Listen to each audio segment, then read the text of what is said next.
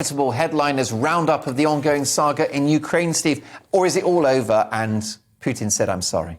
No, but I have some good news. This is in The Guardian. I think we had to go to The Guardian because it has positive things to say about the EU, so you can find it also covered in The Telegraph just after the cartoons. The EU, an EU official has vowed rapid sanctions if Russia launches Ukraine military attack. So at least there's some threats coming in. This is what we need. So just to get us up to speed, Russia amasses some forces near the Ukrainian border.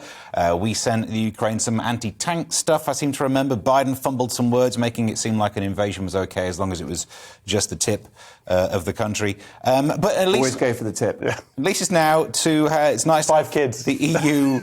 actually come through on some of this stuff, saying that they would respond within a few days. It is positive, and it's reassuring to hear the EU being more robust, really, than the leader of the free world, Joe Biden. Yeah, definitely. Now, there is still the issue of how much follow-through would you get from Germany on this. They've previously said things like, we have to consider the consequences that sanctions will have for us, which...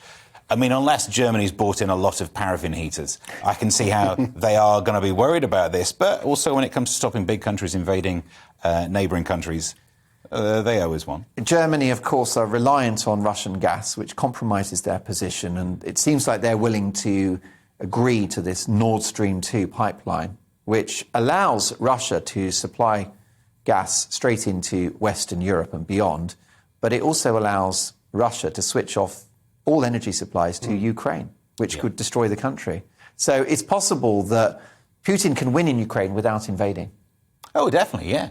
I mean, I also think if an invasion happens, no one likes the idea of trying to calculate your odds. You know, it's all very well sending over some tech to Ukraine, but up against Russia, what's it actually going to do? It's got to come down to the economic sanctions, which kind of eventually has to come down to sourcing energy somewhere else. You can't leave yourself that vulnerable. And then this claim about NATO, the agreement that would sort it is making sure that there's an agreement that Ukraine never joins NATO.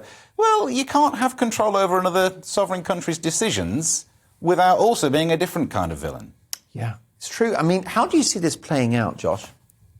Whether he is bluffing or not, I mean, it's who knows? I think that they're going to back down. Or I mean, if you've got the German foreign ministers already expressing doubts about whether they would go through with some of the more impactful decisions about massive consequences. They're saying massive consequences. That's what, but it's not going to be a massive consequence. The big one would be the taking Russia out of the SWIFT banking system. That would have a big consequence. But if Germany's already sort of pulling doubts into that, I just don't see them going through with it. They need that gas, and especially at the time when gas prices are going as crazy as they are.